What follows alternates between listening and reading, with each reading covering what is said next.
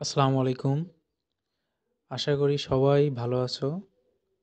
আজকের এই ক্লাসে আমরা শিখব কিভাবে একটি ফরম্যাট দিয়ে সায়েন্স রিলেটেড যে কোনো ধরনের কম্পোজিশন পরীক্ষায় লিখে আসা যায়, সেই সিস্টেমটি আমরা এই ক্লাসে শিখব। একটি ফরম্যাট দিয়ে সব কম্পোজিশন লেখার টেকনিক, সায়েন্স রিলেটেড কম্পোজিশন। এখন আমরা দেখব যে এই ফরম্যাট দিয়ে সায়েন্স রিলেটেড কোন কম্পোজিশনগুলো পরীক্ষায় লিখে আসা যাবে। Number 1, wonders of modern science. Number 2, blessing of science. Number 3, computer. Number 4, internet. Number 5, electricity. Number 6, television. Number 7, radio. Number 8, Facebook. Number 9, digital Bangladesh. আমরা যে ফরম্যাটটি শিখতে যাচ্ছি ওই ফরম্যাট দিয়ে এই ডিজিটাল এই সায়েন্স রিলেটেড এই কম্পোজিশনের টপিকগুলো পরীক্ষায় লিখে আসা যাবে জাস্ট একটা মাত্র এই ফরম্যাট মুখস্থ করে। চলো তাহলে আমরা সেই ফরম্যাটটা এবার ভালো করে বাংলা অনুবাদ এবং এগুলোর ব্যাখ্যা সহ ভালো করে বুঝি। Introduction. We live in an age of science, অর্থাৎ আমরা বিজ্ঞানের যুগে বাস করি। Modern age is an age of science, অর্থাৎ আধুনিক যুগ হচ্ছে কি বিজ্ঞানের যুগ। আমরা হচ্ছে এই বিজ্ঞানের যুগেই বাস করছি, আর আধুনিক যুগটা আসলে কি বিজ্ঞানেরই যুগ। Modern civilization is the reflection of NC, এই যে N/C দিয়েছি মানে নেম অফ কম্পোজিশন, অর্থাৎ এই জায়গাটায় পরীক্ষায় যেই কম্পোজিশনটা পড়বে সেই কম্পোজিশনের নামটা এখানে লিখে দিতে হবে, জাস্ট এতটুকু চেঞ্জ করতে হবে। অর্থাৎ এই যে আধুনিক সভ্যতা হচ্ছে এখানে যদি কম্পিউটার আছে তাহলে কম্পিউটারের রিফ্লেকশন। হ্যাঁ, তাহলে এখানে কম্পিউটার থাকলে কম্পিউটার লিখে দিতে হবে। তারপর হচ্ছে তোমার যদি ফেসবুক থাকে তাহলে ফেসবুক লিখে দিতে হবে। এখানে পরীক্ষায় যেটা থাকবে সেটাই এইখানে লিখে দিতে হবে। ইট is A blessing of mankind, এটা মানুষের জন্য আশীর্বাদ স্বরূপ। We can see the moderns of science around us, অর্থাৎ আমরা আমাদের চারিপাশে দেখতে পাই এই যে বিজ্ঞানের যে বিস্ময়। ইট has made our life easy and comfortable, এটা আমাদের জীবনকে অনেক সহজ এবং স্বাচ্ছন্দ্য করে তুলেছে। The invention of science such as telephone, computer, internet, radio, dish antenna etcetera are very useful, এখানে হবে useful, very useful to our life, অর্থাৎ এইগুলো আমাদের জীবনের জন্য খুবই খুবই উপকারী। We can not think of our life without it, হ্যাঁ এখন কিন্তু আমরা এগুলো ছাড়া মোটেও আমাদের জীবনকে চিন্তা করতে পারি না। আচ্ছা, এবার দেখবো হচ্ছে ডেসক্রিপশন। ডেসক্রিপশনটা কী লেখা আছে?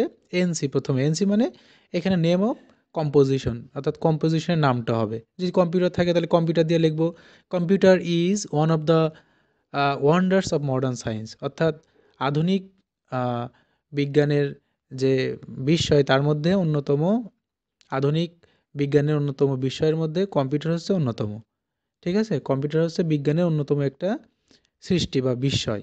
ইট is a popular means of mass communication, হ্যাঁ এটা খুবই জনপ্রিয়। হ্যাঁ, কারণ কি মিনস অফ কমিউনিকেশন, অর্থাৎ সাধারণ মানুষের যোগাযোগের জন্য, সর্বস্তরের মানুষের। তাহলে এখানে কিন্তু প্রথমে লিখে দেবো কম্পিউটার হলে কম্পিউটার, যদি অন্য কিছু থাকে তাহলে অন্যটাই লিখে দেবো, যে এটা হচ্ছে বিজ্ঞানের, আধুনিক বিজ্ঞানের অন্যতম বিস্ময়।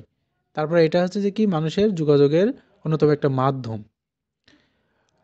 ইট provide us many many things, এটা আমাদের অনেক অনেক জিনিস দিয়েছে। It has linked up the distance part of the world, অর্থাৎ আমাদের যে দূরের দেশগুলো আছে, পৃথিবীর দূরের দেশগুলো, তার সাথেও আমাদেরকে সংযোগ স্থাপন করিয়ে দিয়েছে। We can not even think of our modern life without it, আমরা এমনকি আমাদের জীবন এটা ছাড়া কোনোভাবেই কল্পনা করতে পারি না। এবার দেখব হচ্ছে ইম্পর্টেন্স, অর্থাৎ এটার গুরুত্ব কী। The importance of NC beggars description, যদি এখানে কম্পোজিশনের নামটা লিখে দিতে হবে, যে এখানে যদি কম্পিউটার থাকে তাহলে কম্পিউটার নাম লিখে দেবো, যে সাপোজ এখানে কম্পিউটার দিয়ে যে ধরি, the importance of computer বেগার description, অর্থাৎ কম্পিউটারের যে অবদান সেটা সেটা কী করা যায় না, বর্ণাতীত, যেটা বর্ণনা করা যায় না। এই যে বেগার ডিসক্রিপশন মানে কি, যেটা বর্ণনা করা যায় না। It is a great source of entertainment too, অর্থাৎ এটা হচ্ছে এন্টারটেইনমেন্ট, মানে হচ্ছে যে বিনোদনের অন্যতম উৎস। Nowadays it is very popular to all classes of people. হ্যাঁ, এখনকার সময় এটা মানুষের কাছে খুবই জনপ্রিয়। We can know instantly what is happening in the farthest corner of the world through it.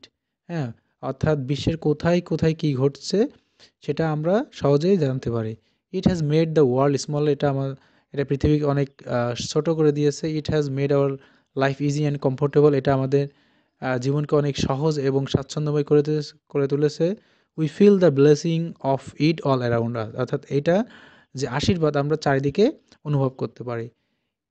It has conquered time and distance, এটা সময় এবং দূরত্ব জয় করেছে। We can know the social, political, cultural, economic news of the world through it, আমরা জানতে পারি সামাজিক, রাজনৈতিক, সাংস্কৃতিক এবং অর্থনৈতিক যে খবরগুলো, এগুলোর মাধ্যমে জানতে পারি, এটার মাধ্যমে জানতে পারি। Sometimes it may be used as a part of education, মাঝে মাঝে এটা আমাদের শিক্ষার অংশ হিসেবেও কাজ করে। এবার দেখবো যে এটার ডিমেরিট অর্থাৎ অপকারিতাটা কী, কারণ যে কোনো জিনিসের উপকার অপকার দুইটাই আছে, সেটা ডিপেন্ড করে আসলে আমাদের ব্যবহারের উপর। তাহলে আমরা দেখি এর অপকারিতা আসলে কী। In spite of having a lot of merits NC মানে এখানে সেই নামটা হবে topic, has some demerit too, যদি এখানে কম্পিউটার দিই তাহলে হবে যে এটার অনেকগুলো উপকারিতা থাকা সত্ত্বেও এর কিছু অপকারিতাও আছে। Sometimes students became addicted two it that hampers there education, মাঝে মাঝে শিক্ষার্থীরা এর উপর অ্যাডিক্টেড হয়ে যায়, আসক্ত হয়ে যায় এবং এর কারণে লেখাপড়ার ক্ষতি হয়। বিসাইডস, এছাড়াও it may also hamper the moral character of the younger, মাঝে মাঝে এটা দেখা যায় অনেক সময় যে যারা যুবক তাদের চরিত্রেরও কি অবক্ষয় ঘটায়। কনক্লুশন, এবার লাস্ট পার্ট কনক্লুশন। পরিশেষে উই ক্যান সে দ্যাট, আমরা বলতে পারি যে some invention of science have change our life, অর্থাৎ বিজ্ঞানের কিছু অবদান এটা আমাদের জীবনকে পরিবর্তন করে দিয়েছে। The invention of NC is one of them, তাহলে এটা যেটা হবে পরীক্ষায় যেটা আসবে সেটা লিখে দিতে হবে। কম্পিউটার হলে কম্পিউটার, ফেসবুক হলে ফেসবুক, তাহলে এখানে যদি আমি ধরি the invention of computer is one of them, অর্থাৎ কম্পিউটার তাদের মধ্যে অন্যতম। It is the media of communication, অর্থাৎ এটা হচ্ছে যোগাযোগের মাধ্যম। That has spread out all over the world, অর্থাৎ যেটা সারা বিশ্বে ছড়িয়ে পড়েছে। দাস, এভাবে the utilization and popularity of it are increasing day by day, হ্যাঁ, এটার ব্যবহার এবং জনপ্রিয়তা দিন দিন বেড়েই চলেছে।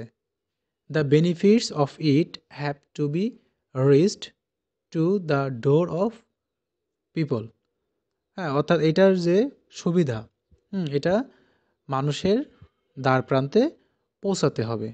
তার মানে আমরা যে কোনো সায়েন্স রিলেটেড মানে পড়লে, কম্পোজিশন পড়লে বোঝা যায় যে প্রত্যেকটা জিনিস, যেমন মোবাইল হতে পারে, মোবাইল ফোন হতে পারে, টেলিফোন, তারপরে হচ্ছে যে কম্পিউটার, তারপরে হচ্ছে যে ইগুলো আছে ফেসবুক, ইন্টারনেট, এগুলো কিন্তু সব কিছু আবিষ্কৃত হয়েছে আমাদের জীবনকে আরও সহজ এবং স্বাচ্ছন্দ্যময় করে তোলার জন্য, অর্থাৎ আমাদের উপকারের জন্য এক কথায় বললে। কিন্তু এটার কিন্তু অপকারিতাও আছে, আর অপকারিতা কথা ভেবে কিন্তু এগুলো আবিষ্কার করা হয়নি, অর্থাৎ এগুলো নির্ভর করে আমাদের ব্যবহারের উপরে, এটা ভালো কাজে লাগাবো নাকি খারাপ কাজে লাগাবো। সুতরাং এটা কিন্তু ভালো কাজে লাগানোর উদ্দেশ্যে এগুলো আমাদের জন্য তৈরি করা হয়েছে। So it depends on you, তুমি কিভাবে এটা ব্যবহার করবে। যাই হোক, তাহলে আমরা এই ফরম্যাটটা সুন্দর করে মুখস্থ করব এবং এই সায়েন্স রিলেটেড যে কোনো কম্পোজিশন পরীক্ষায় আসলে আমরা ইনশাল্লাহ সেটা পরীক্ষায় লিখে আসতে পারবো। আজকে এই পর্যন্তই। আল্লাহ হাফেজ।